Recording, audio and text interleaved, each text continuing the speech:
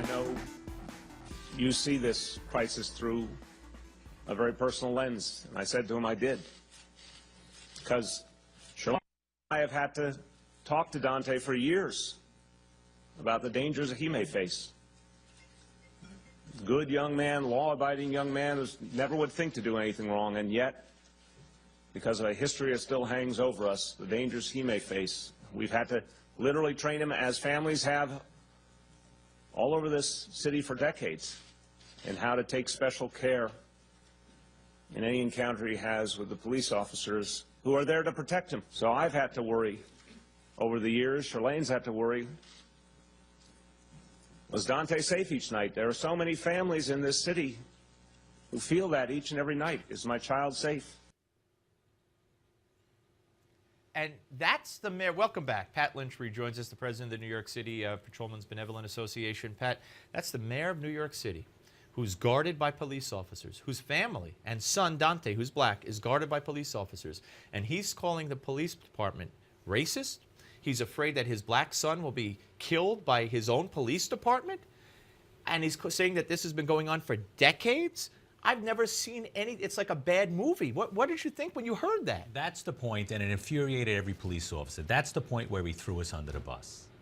When, in reality, millions of children in the city of New York each and every day go to sleep safe because of police officers. His son, my son, all of our sons and daughters come home in safety because of police officers. We should be afraid of the criminals. It's the police officer that literally stands between the criminal element and the good citizens of the city. And that's not just something you say, it's in the script, say that. It's the truth. It's happening right now outside this building. Police officers stepping in to make sure our children are protected. He should be saying you should be afraid of the criminal. Run towards the cops if you need help. Why have we not heard from the lips of this mayor, from the lips of our president, from the lips of our attorney general, three of the most powerful men in the country? Why have we not heard, don't disobey the police? Respect the police. Teach your kids, respect the police, don't disobey the police, and certainly, it goes without saying, never hit a police officer, as in the case of Ferguson.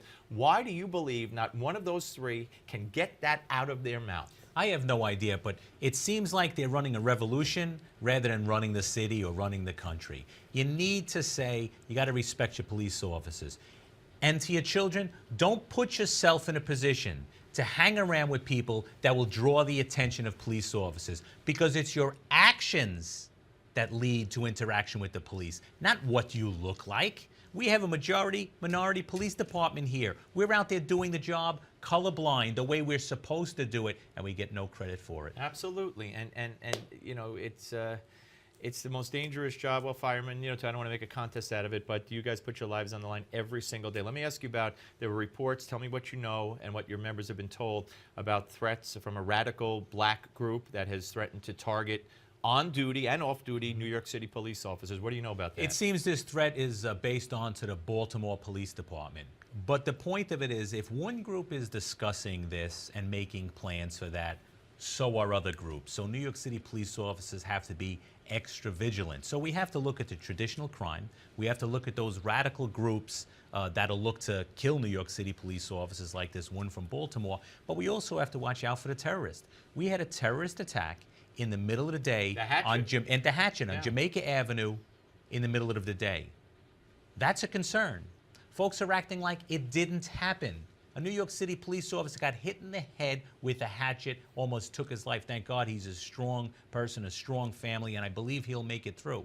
But that happened on the corner. That's what police, 1 minute the police officers were interacting with the community, taking pictures with the community. The next minute, they're rushing him to the hospital because he's hit in the head by a terrorist with a hatchet. And that's the real life. You know, every year you run Widows and Orphans Christmas party, which I've been privileged to go to in the past, and I think that's what we got to get the public to see. We got to get the public, you know, the cameras inside there. I know the news covers it to a certain extent, but there are cops out there, and even the president said, although this is as far as he goes, that cops have a tough job and they all have a right to come home from work. But every time you put that uniform on, every police officer becomes a target. They know it, and they serve the public, and they protect the public. And New York City over the years has gotten safer and safer. The murders went down from over 2,000 to under 500. and most of those lives saved were minority lives. We can't forget what it was like just a few short years ago, quite honestly, where you couldn't be safely on the streets in many of our neighborhoods. Yeah. Now, because of the work of New York City police officers, our members can't afford to live in those same neighborhoods. Yeah. Williamsburg, Brooklyn, I stood on the corner, full battle regalia, bricks on the floor, not a building at all. Now our members can't afford to live there. Brooklyn's the most expensive real estate market in the country, supposedly. That wasn't now. so a couple of years ago. No, it wasn't. That's for sure. When I sold my condo back in 1990-something, it wasn't There either. you go. Pat, really great to Steve, talk to you. always a pleasure. And let the people, I know that your officers know that we're on their side, the people of the city are on their side, and thank you very much. Steve, over the years, you've always stepped up for us, and you spoke the truth. Not necessarily on our side, but on the side of truth. Pat Lynch, ladies and gentlemen. Michael Barone is next. Don't go away.